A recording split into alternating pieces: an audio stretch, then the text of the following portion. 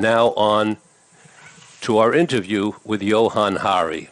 Johann Hari was a columnist for The Independent in London for 9 years, and he was twice named Newspaper Journalist of the Year by Amnesty International UK. Johann has written for the New York Times, the Los Angeles Times, The Guardian, Le Monde, Slate, The New Republic, The Nation, among others. Johann has been awarded the Comment Award for Cultural Commentator of the Year by Editorial Intelligence, and he has been named Journalist of the Year by Stonewall. Hari comes to us from London. Welcome to Mind, Body, Health and Politics, Johann. Hi, great to be with you, Richard. Thanks for having me. I should say I'm actually coming from Scotland at the moment, not from London. You're in Scotland at the moment. Okay. Yeah. Thank you.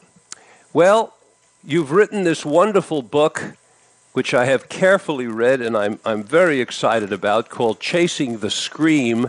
To begin with, by the way, the subtitle of Chasing the Scream, again, folks, is The First and Last Days of the War on Drugs. Johann, let's start out by you telling us, what's the origin of your title of your book, Chasing the Scream? It's a story about a man who I think is the most influential person that no one's ever heard of. There was a man called Harry Anslinger, who at the end of alcohol prohibition takes over the Department of Prohibition. And he's got this huge government department with really nothing to do.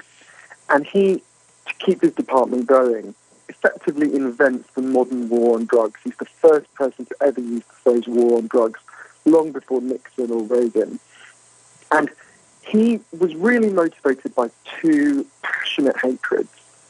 One was a hatred of African Americans, and the other was a hatred of addicts. And in the book, I tell the story of where this hatred of addicts came from. When he was a little boy, when he was 10 years old, growing up in a town called Altoona in Pennsylvania, he one day went to a local farmer's house, and the farmer's wife was screaming. And this little boy didn't understand why, and the farmer said, "Go to the pharmacy, get me this drug," which we now know would have been an opiate, which was legal at the time. And so Harry Anslinger hurries there, he takes the horse, he goes as quickly as he can, comes back, farmer's wife takes these opiates, she's calm again, and, the farmer's happy. But Harry Anslinger remembers this as this incredibly traumatic experience, and he's determined to kind of, as he thinks of it, eradicate those screams from the face of the earth. The tragedy of Harry Anslinger is he ended up creating a lot more screams like that. So Harry Anslinger hears the scream, and he's influenced for the rest of his life. And you're making the connection between this scream having to do with a person going out of control, and Harry's making the connection in his mind between going out of control and drug use. Is that correct? Yeah.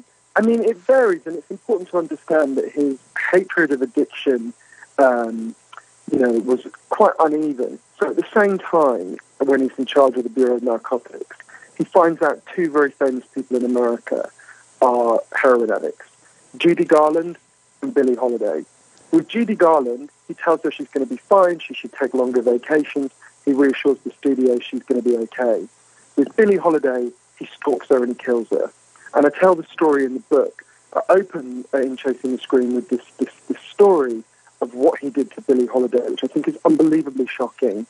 But tells you a huge amount. It's not just a historical story, although I think it's a really important one. Actually, today, the day we're speaking, would have been Billie Holiday's 100th birthday.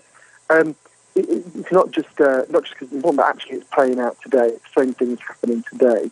In 1939, Billie Holiday stood on stage in Midtown Manhattan, and she sang the song Strange Fruit, which I know a lot of listeners will know. It's a song about lynching, a song against lynching. And her goddaughter, Lorraine Feder, said to me, "You've got to understand how shocking it was to have, an African-American woman standing up in front of a white audience in 1939 singing a song against lynching." She wasn't even allowed to walk through the front door of that hotel. She had to go up through the service elevator. There were no political pop stars at that time. And that night, according to her biographer, Julia Blackburn, Billie Holiday is told by the Federal Bureau of Narcotics to stop singing this song. And you might think, well, that's weird. What's that about? Like, why would the Bureau of Narcotics be telling people whether they can or can't sing songs? When we think about why drugs were bad, if you'd said 4 years ago when I started working on this book, why were drugs bad, I would have assumed they gave them the reasons we would give now if we were asked. You don't want kids to use drugs, you don't want people to become addicted, kind of thing. Actually, when you look at the archives, that stuff barely comes up. Drugs are banned in the United States 100 years ago, and it's been imposed on the rest of the world for a very different reason. There was a very widespread belief that African Americans and Chinese Americans were taking drugs, forgetting their place as they saw it, and attacking white people. The official statements are kind of mind-blowing when you read them. The cocaine N-word sure is hard to kill, which spokesman says, for example. So what you very deeply believed. Please, I'll have to ask you to slow down a bit, Johann, because the transmission between Scotland and here is a tiny bit choppy. Can you hear me okay? Oh, sure. Can you hear me all right? I can hear you fine. Good. Yeah, I can hear you. So what I hear you saying is that there was a belief, and Anslinger was very, very important in spreading the belief that black people and, did you say Chinese people or Hispanics? Chinese Americans. Chinese Americans, that they were using drugs and then they would go crazy and do all kinds of terrible things, including kill people. This is why drugs were banned in the middle of this racist panic.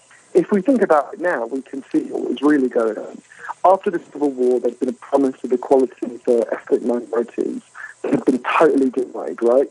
So you had a small number of African Americans and Chinese Americans who began to rebel against this. Actually, what surprises there weren't more, given how terribly they were treated. But it was easier for white Americans, not all white Americans, but a lot of white Americans, to interpret that not as, these people are angry because we're treating them like dirt, but these people are angry because they're using drugs, right? We need to ban the drugs, we need to stop drugs. And if we stop people having access to drugs, they'll go back into their place. Okay, I'm going to read, Johann, I'm going to read something from your book, and this is a quote. Sure. This is a quote that you give from Harry Anslinger, Chief of the Federal Bureau of Narcotics of the United States. Harry warned the public about what happens when you smoke this weed. He's referring to marijuana. First, you will fall into a delirious rage. Then you will be gripped by dreams of an erotic character. Then you will lose the power of connected thought. Finally, you will reach the inevitable endpoint, insanity. You could easily get stoned and go out and kill a person, and it would be all over before you even realized you had left your room, because marijuana, quote, turns man into a wild beast. Indeed, if the hideous monster Frankenstein came face to face with this monster marijuana, he would drop dead of fright. That's Harry Anslinger, Chief of the Federal Bureau of Narcotics. That's what you're talking about, correct? Yeah, the story with marijuana is particularly interesting because when Anslinger takes over, marijuana is still legal. And he actually says publicly, there's no evidence marijuana is harmful, he's not got a problem with it. But the real problem is that his department doesn't have that much to do because the cocaine trade isn't that big, the heroin trade isn't that big at the time. So suddenly he discovers that exactly all the things you're just saying, marijuana is, literally worse than heroin. So, and he latches onto this case that was promoted by him and the kind of Fox News of the day, which was House newspapers. And basically there was a boy in Florida, a 21-year-old boy called Victor Licata, who hacked his family to death with an axe. And Anslinger announced this boy had done it because he'd used marijuana. This is what will happen if you use marijuana. And it became an enormous story, like a defining story for marijuana. And marijuana is banned. And years later, someone goes back and checks on this story. There's not even any evidence that Victor Licata used marijuana. His family had been institutionalized the year before. He's from a family with a very bad history of insanity. Of course, it had nothing to do with marijuana. But the ban is there, and it remains, and Harry Anslinger got what he wanted. His department suddenly had a much bigger cause, and a lot of people were like, thank God you're there, Commissioner Anslinger, you're fighting on our behalf against this evil weed. Another quote from Harry Anslinger. This is one that he announced on a famous radio address. This is Harry Anslinger, Chief of the Federal Bureau of Narcotics of the United States, on the radio. Parents, beware. Your children are being introduced to a new danger in the form of a drugged cigarette, marijuana. Young people are slaves to this narcotic, continuing addiction until they deteriorate mentally, become insane, turn to violent crime and murder. So that's what the chief of the Federal Bureau of Narcotics said on the radio to the United States during that era. Yeah, this can sound almost like, it is funny, but it's worth thinking about what he was actually doing while he was saying this. So when Billie Holiday, for example, when he tells Billie Holiday to stop singing that song, she basically says, screw you, I'm going to sing my song. She had been up in Baltimore when it was a segregated city, and she had priced herself as a little girl. She was never going to bow her head to any white man. And that's when he really resolved to destroy her. Sends an agent to stalk her across Harlem, a guy called G. Fletcher. And Billie Holiday was amazing that the agent actually fell in love with her. His whole life he started ashamed of what he did. They bust her, she's sent to prison.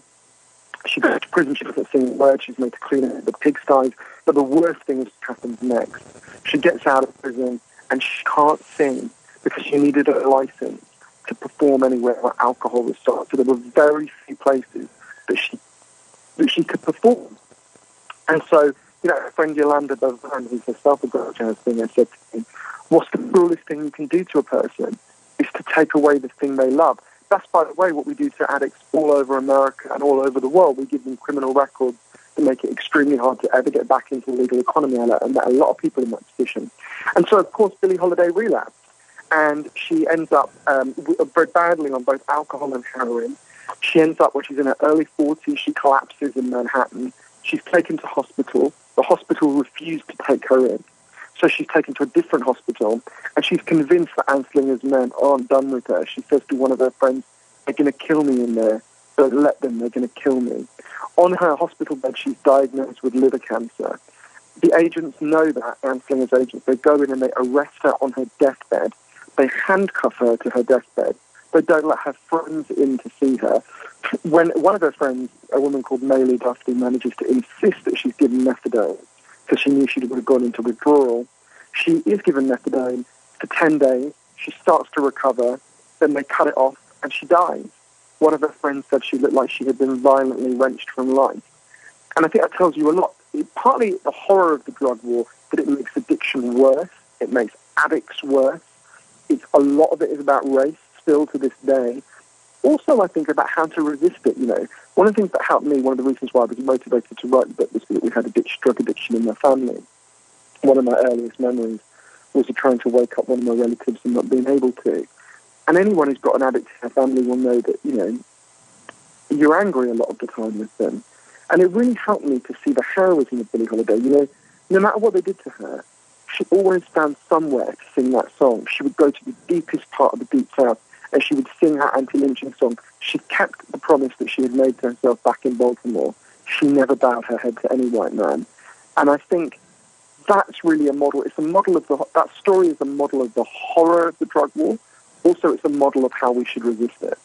It's an incredible story, hearing a person in the hospital, a singer, not a hardened criminal, not a person who carries a gun, not a person who robs banks, not a person who steals hundreds of millions of dollars from the American public in some kind of a stock market scam, but rather a singer who is banned from singing where alcohol is served because of having spent time in jail, and then is shackled to her bed in the hospital. It's an incredible story, Johann.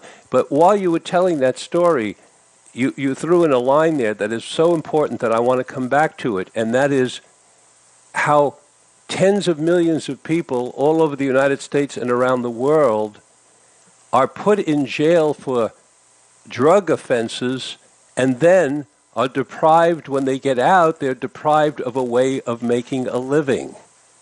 This is a very big point. This is a huge point that you made. And I'd like you to please now take us through the history of how prescription privileges for heroin, cocaine, and marijuana were taken away from the medical doctors in this country, and the privilege, if you will, to sell these drugs was given to Arnold Rothstein, who fixed the 1917 World Series. How prescription privileges were taken from doctors and given to the criminal enterprise. Take us through that, please. Sure. So 100 years ago, when we banned drugs, we forget this now, but before that, drugs were legal, right? The way it worked is you would go to your local pharmacy, you'd buy your drugs, that was it. There were no violent drug dealers. There were no violent drug gangs, just like there's no violent alcohol dealers today. And my book is told entirely through the stories of real people whose lives have changed one way or another. Most of them are people I met, obviously, for the historical bit there. They're not people I met, but people who I learned about, either from people who knew them or from the best evidence from the time. Move closer, Johann, move closer to your microphone, please. Oh, sure. Can you hear me now? Is that better? That's better, thank you. The closer, the better. Sure. In California, at the birth of the drug war, there was a doctor called Henry Smith Williams, who was an incredibly prophetic figure. This is a kind of forgotten history about America, that when the drug war was introduced, it was massively contested by ordinary and decent Americans who saw exactly the effect it was going to have. So Henry Smith Williams had treated heroin addicts before drugs were banned and then after drugs were banned. So he saw the change. And what happened is, when drugs were legal, being a heroin addict was clearly, or an opiate addict was clearly a debilitating problem, just like being an alcoholic.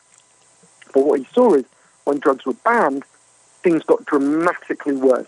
When you ban drugs, they don't stop existing. They're transferred from people like Henry Smith Williams, doctors and pharmacists, to armed criminal gangs. Those armed criminal gangs work by different rules that we can come back to. But one of the things they do is they massively increase the price, because they've got to be paid a premium to risk going to prison to bring you the drug, right? So the price went up by, I think the figure is 1,000%. So addicts who previously had been able to afford their fix by going to the pharmacy or to the doctor suddenly found an enormously inflated price.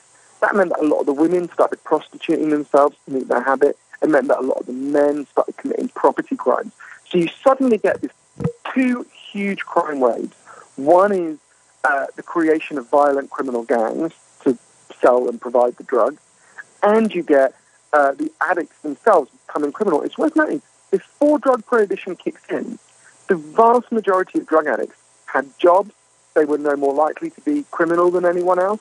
They were no more likely to be poor than anyone else, which is really interesting. And then when drug prohibition comes in, this catastrophe occurs. And one of the ways you know this is due to drug prohibition is it starts when drug prohibition starts, and when drug prohibition ends, as it has in several countries that I know we'll get to and I went to report on, these things end. So I think it tells you a huge amount about what's going on. And you asked about the Arnold Rothstein. Arnold Rothstein invented modern drug dealing. He was a gangster. Some people listening to this will know who he is because of the TV series Boardwalk Empire, which is based partly on him. Arnold Rothstein was a kind of, a very famous 1920s gangster. And you really see the birth of the rules that govern drug dealing. Because the best way when you look at his story, I tell his story mainly through the story of his wife, Carol, who's a fascinating figure.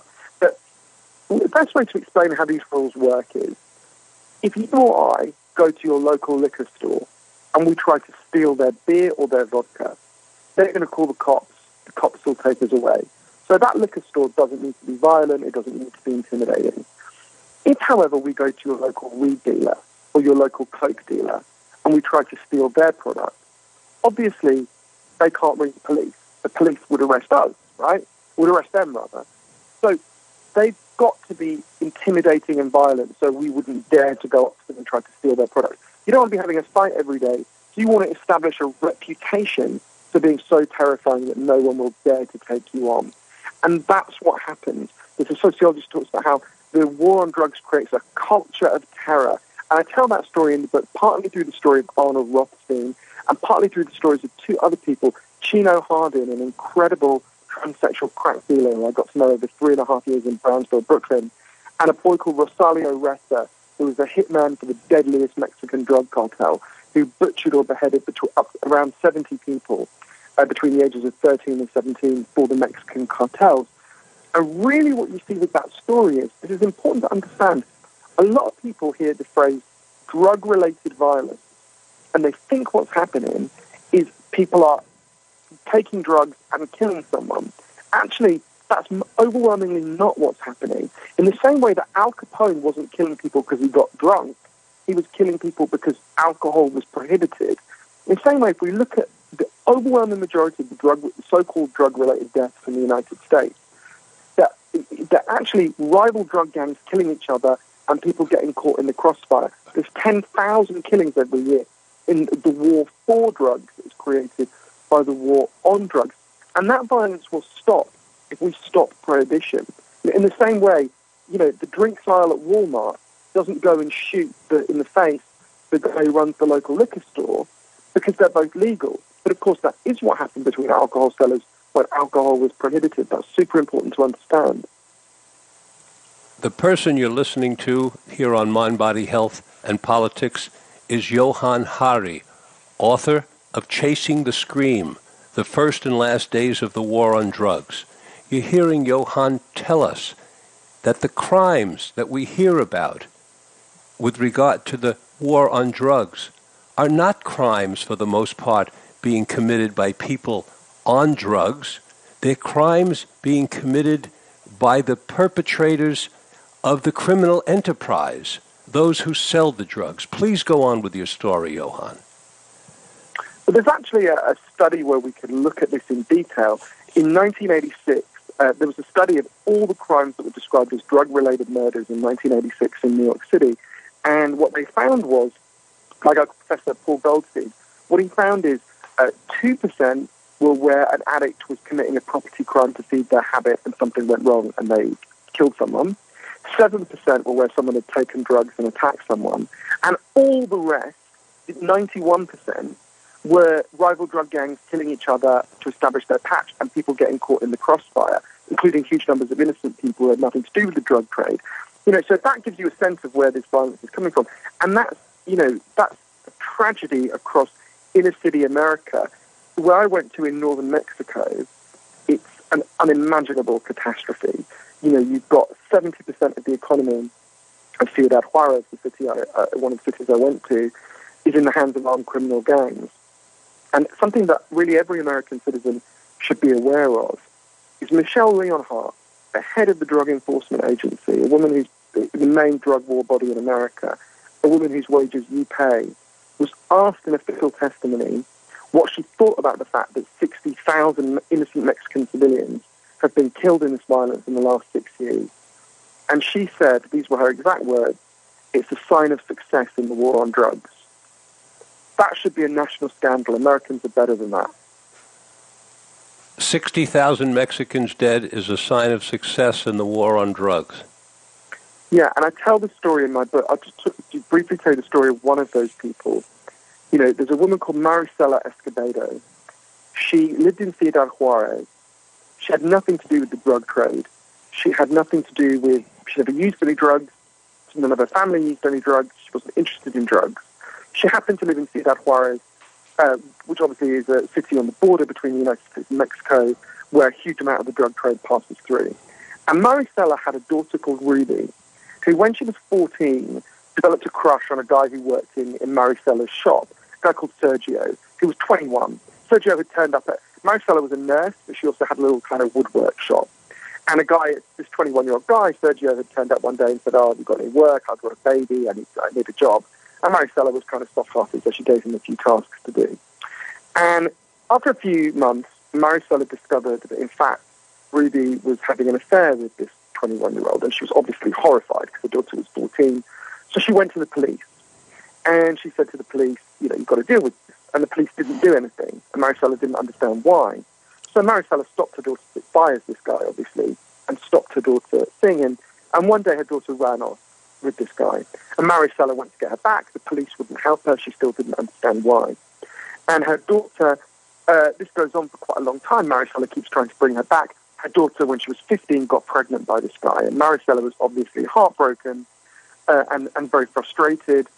You know, so Ruby has a baby living with this guy. And one day, Maricela turns up to see her daughter and the baby, and Ruby is gone. And Sergio is there. And he says, oh, Ruby's run away. She's run off with another man. And Maricela said, no, she hasn't run off and left her baby. And he says, well, she has. What are you going to do? And Maricela is convinced this can't be right. But she waits and she doesn't hear anything from her daughter. And she decides to start circulating leaflets around the neighborhood with pictures of Ruby, saying, have you seen this girl? And after a while, a boy called Angel, a teenager, phones her. And he's terrified. And he says he'll talk to her, but she has to drive him out into the desert. So they drive out into the desert, and he says, Sergio killed your daughter. He paid me to help dispose of the body. And he told Maricela where the body was. It was in a place where they dumped pig bones. This might seem like a story that has nothing to do with the war on drugs, but you'll see why it is in a minute. They take, she goes, they get the body, it's in fragments. Sergio is arrested finally, he's put on trial. In the witness box, he breaks down and he apologizes to Maricela for what he's done. And 3 weeks later, he's mysteriously acquitted and he disappears. There's a next bit to the story that's even more frustrating, but what Maricela discovers is that basically, okay, imagine a housing project in Brooklyn where 10% of the drug trade is controlled by these armed criminal gangs. That's going to be a terrible place to live. In Ciudad Juarez, it's 70%, 70%. And what that means is the drug gangs have more money than the state. So they can buy the state. They can take over the police, which is what they've done. Sergio, it turns out, was part of one of the worst drug gangs called the Zetas. And that meant that the police would never dare to touch him. He effectively was the law. Maricela refused to accept this. She refused to accept that she wouldn't get justice for her daughter. So she effectively turned herself into a private detective. And for 3 years, with a band of women whose daughters had also disappeared, she tracks Sergio all across Mexico. She walks thousands of miles through the desert to find her daughter's killer. She does whatever she can. And the full story is in the book, but she finally, after 3 years, finds him.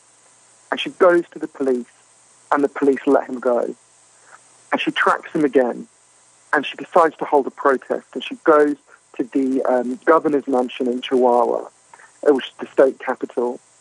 And she holds a big protest outside, and she appeals for everyone who's lost someone to come forward.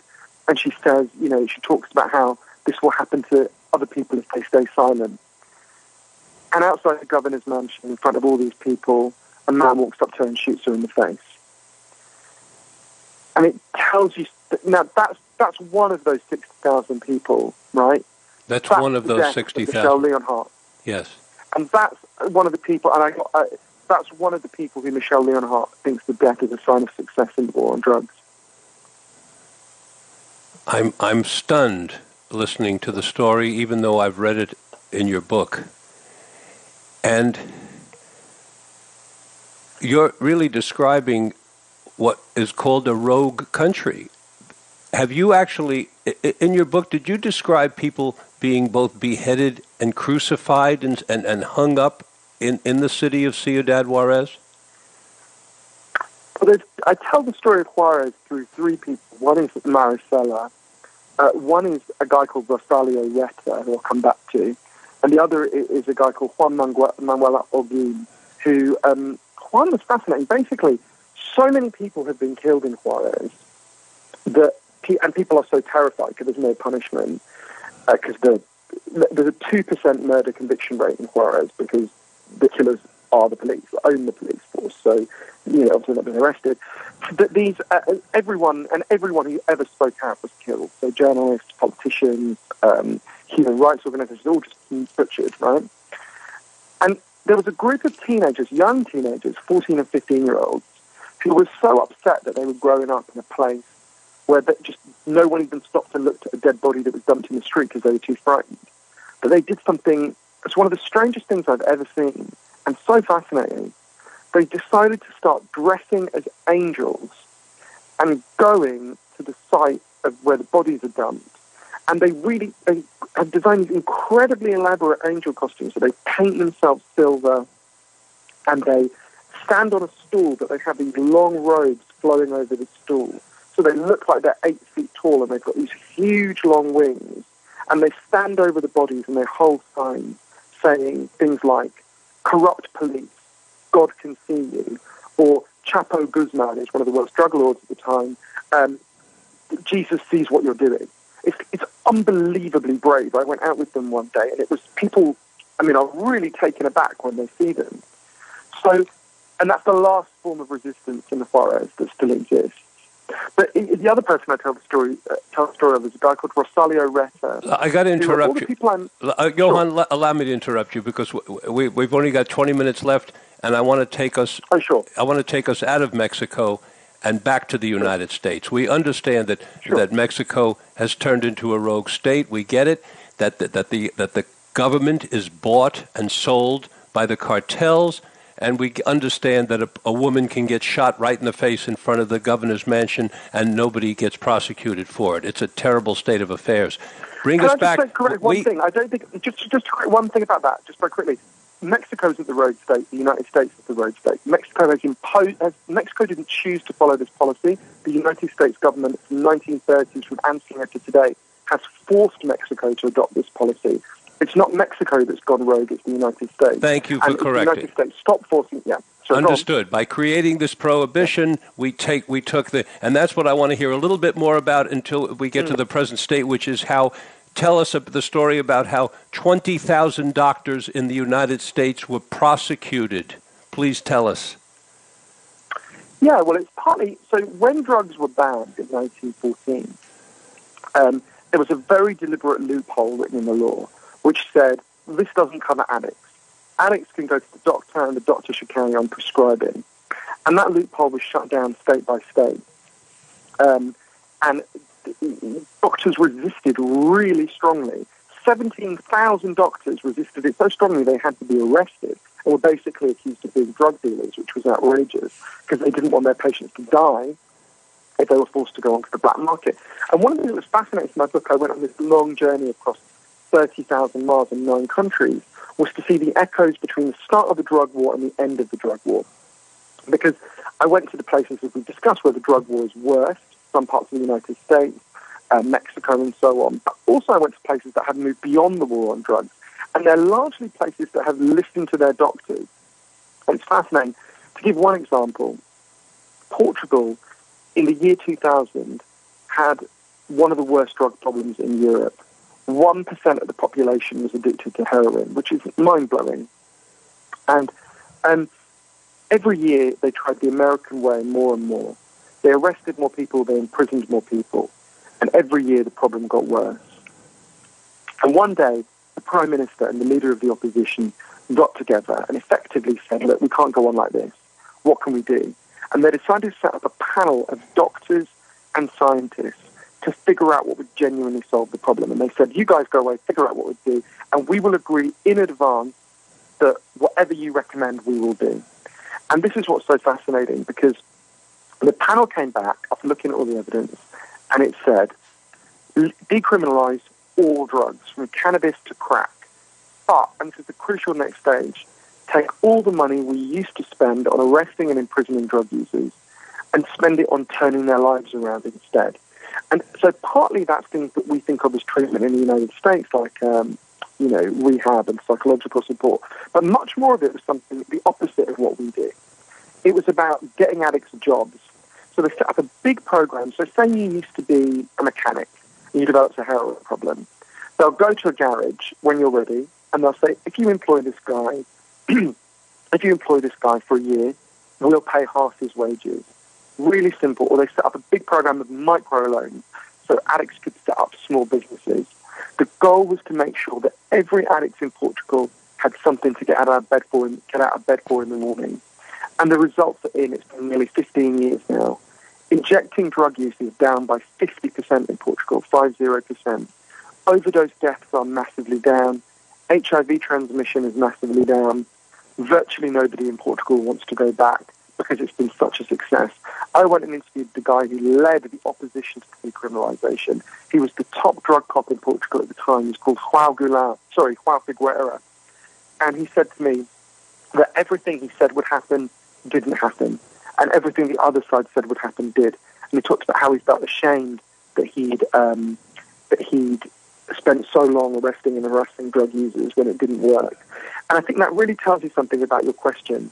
At the start of the drug war, doctors were totally right in warning about the disaster that was to come. At the end of the drug war, people start listening to doctors again, and things get dramatically better. That's the answer. But we're listening to doctors in Portugal, in the United States, and this is from your book. In 1993, in the death throes of apartheid, South Africa, one of the most prejudiced places on the planet, imprisoned 853 black men per 100,000 in the population. The United States imprisons 5,000, actually 4,919 black men per 100,000, while only 943 white men. So because of the drug war and the way it is enforced, a black man was far more likely to be jailed in the land of the free, the United States, than in the most notorious white supremacist society in the world. This is startling. Indeed, at any given time, again from your book, 40 to 50% of black men between the ages of 15 and 35 are in jail, on probation, or have a warrant out for their arrest, overwhelmingly for drug offenses. This is a war on black people, isn't it? Yes, I tell the story in the book of an amazing person called Lee Maddox, who was a cop in Baltimore, who could not have been a truer believer in the drug war. She signed up because her best friend was murdered by what she believed was a drug gang, and she went into this to destroy the drug gangs. And Lee spent years, like as Harry Anslinger's dream girl, busting people for a single joint.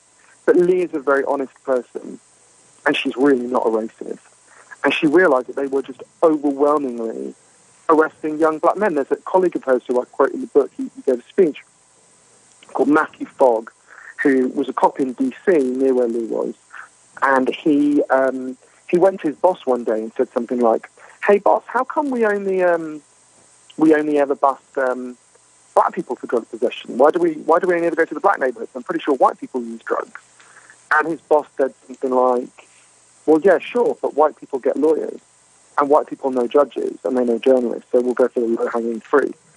And so even when there's not a racist intent, and there often is, as we've seen in the revelations from the Ferguson PD, and as every African-American listening to this knows, but even when there's not a racist intent, there's a racist effect. Because if you've got a law that's been broken by half of the population, as the drug laws are, okay, you can't arrest half of the American population, but to be fair, you are giving it a good try. So what are you going to do? You're going to go after the most unpopular group who has the least economic resources to fight back. Well, we know who that is. And so exactly that racism we were talking about right at the start when Harry Anslinger plays his role in killing Billie Holiday. The difference between how he treated Billie Holiday and Judy Garland, that difference is still there today. Tell us, how did Harry Anslinger manage to get the entire world to make drugs illegal? How did he do that? It's a combination of factors. It's interesting. So partly it is that this dynamic that was happening in America was happening in other countries.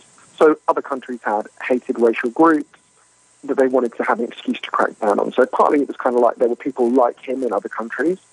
But a very big part of it was how American power was used to force other countries to do it. I'll give you an example of a country we've already talked about a little bit, Mexico. In the 1930s, early 1930s, Mexico had a drug policy that was really good. It was run by a doctor. He ran rehab centers.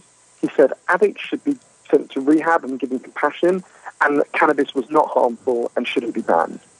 And Anslinger wants this guy fired. And the Mexicans refuse. So the American government cuts off the supply of legal opiates to Mexico for like pain relief in hospitals. So people writhe in agony in Mexican hospitals until in the end the Mexican government has to give in, the guy is fired, and they launch the drug war with the results that we've just talked about. So it's partly that when countries, one of my favourite quotes from Harry Anslinger, you were reading some earlier, one of my favourite quotes from him is when another delegate to another country, I think it might have been a British delegate, challenges him. He said, these were his exact words, "I've made up my mind, don't try to confuse me with the facts," which I think could be the slogan for the entire drug war. Don't try to confuse me with the facts. Yeah. So, Norway has also done something different like Portugal. You want to tell us a little about the Norway experiment? I think you mean Switzerland. So Switzerland has legalized heroin, and it's very important to understand that what legalization does and doesn't mean. So a lot of people, when they hear the word legalization, think that what you're saying is there should be that legalizers are saying there should be a crack aisle in CVS, right? No one is proposing that. That's not what this means. Different drugs need to be regulated differently, just like we do at the moment. So, for example, you can go if you're an adult, you can go over to 21, you can go and buy alcohol. You can't just go and buy powerful sleeping pills and get a prescription from your doctor. In the legalization of drugs works the same way. So what they did in Switzerland, which is fascinating, is they legalized heroin for addicts. So they had a big heroin problem. They had a lot of chaos in the streets. They had a lot of crime on the streets by addicts trying to feed their habit. And what they did is they said, if you're an addict, go to your doctor. He'll assign you to a clinic. You go to that clinic, and you'll be given the heroin there. And it's fascinating. I went to one of these clinics. You turn up. It looks like a kind of fancy, Beverly Hills hairdressers.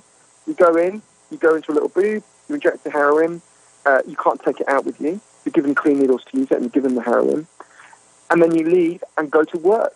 Because what's fascinating is, for most of the people on the program, when the chaos of being a street user ends, the chaos of constantly scrambling to get their next fix ends, they're given support to get housing and so on.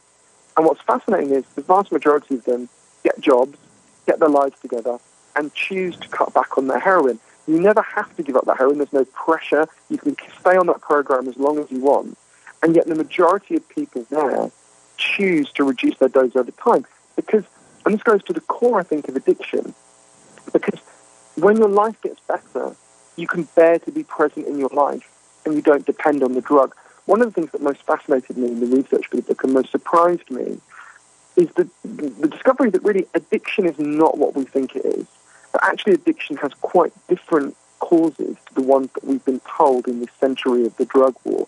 If you had said to me 4 years ago when I started doing this research, what causes, say, heroin addiction, I think I would have looked at you like you were a little bit simple-minded, and I would have said, well, heroin causes heroin addiction. We've been told a story that we take for granted. We think, you, me, and the next 20 people, if we all use heroin together for 20 days, on day 21, we'd all be heroin addicts, because they're chemical hooks in the drug that our body would physically need, right? That's what addiction is, we think.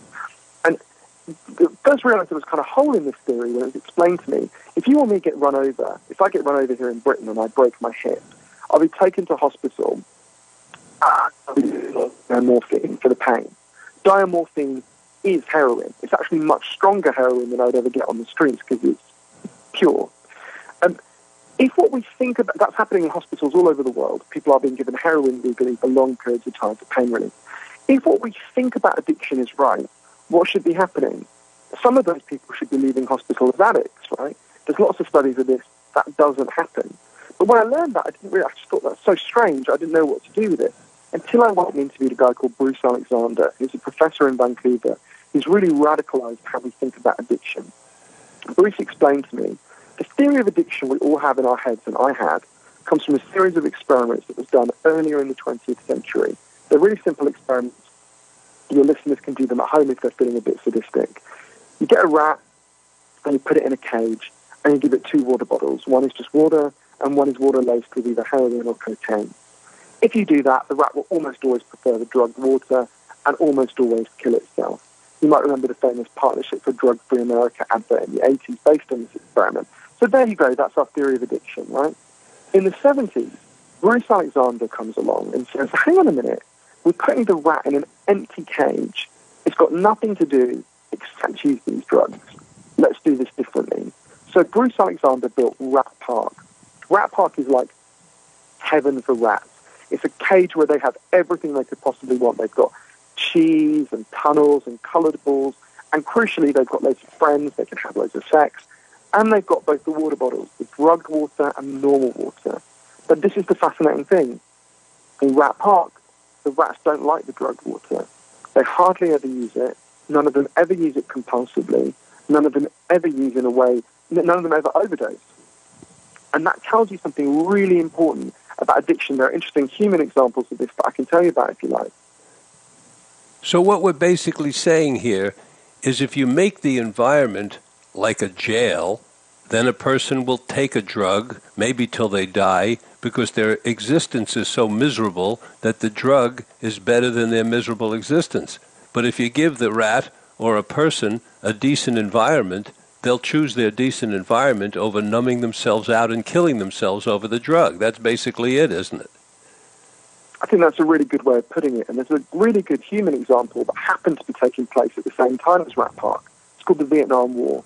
20% of American troops in Vietnam were using a lot of heroin. And if you look at the reports from the time, people were really worried because they thought, my God, we're going to have all hundreds of thousands of junkies on the streets of the United States when the war's over. Actually, what happened? There are studies that followed them. They came home and 95... Hello? Well, we appear to have lost him. Michael, maybe you can... Oh, you're back. Yeah. Good.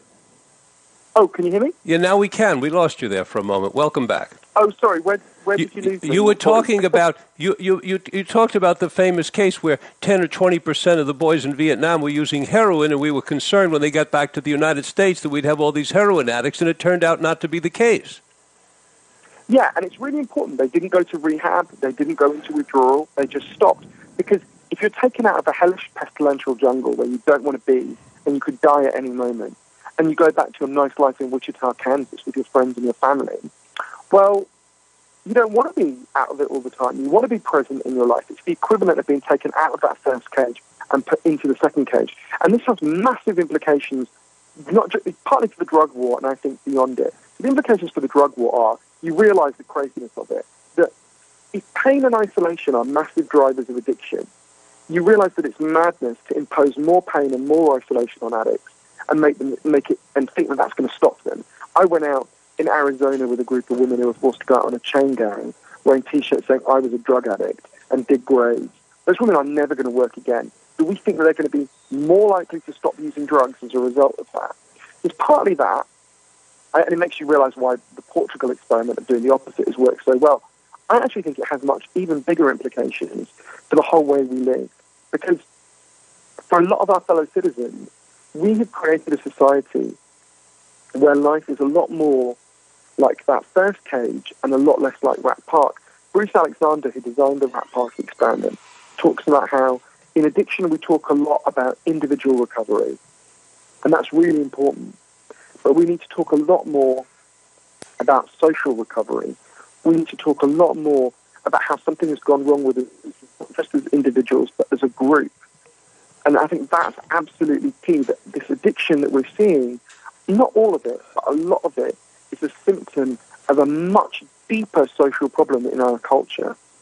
Yes, because what you're saying is that everything that we have done in this, quote, war on drugs has really been a war on people, and our policy is exactly the opposite of what is really needed, because we are both creating and have created this huge criminal gang on the one hand, and at the very same time, we've taken people who were patients, namely those small percentage of drug users who get addicted, and you'll tell us, I think you found that of all the people that take drugs, a relatively small number actually get addicted, but we've taken that addicted group and turned them from patients into criminals.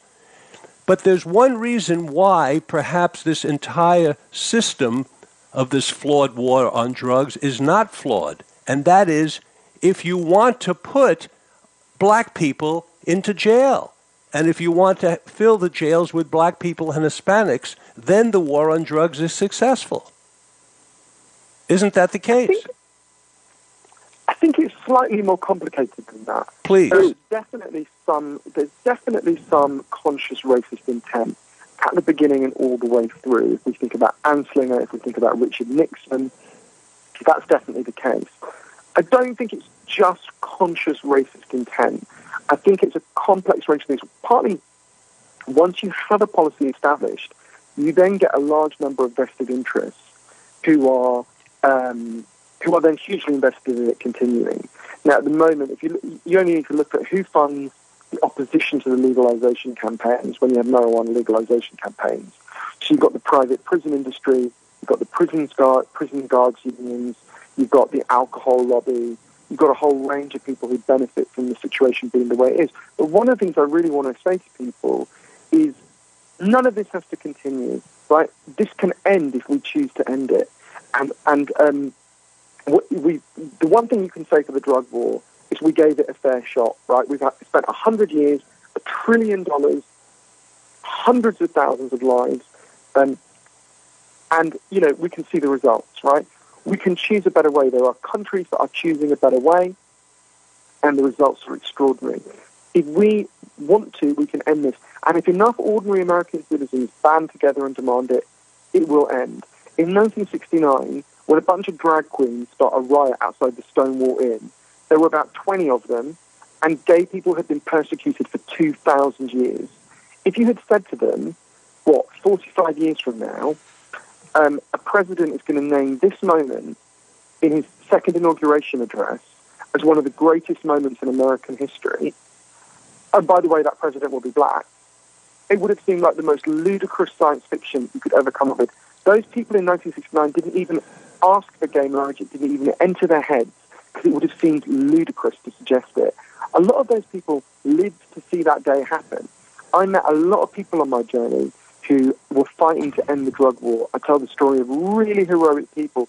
A homeless street addict in Vancouver who started an uprising in that city that has transformed Canadian law.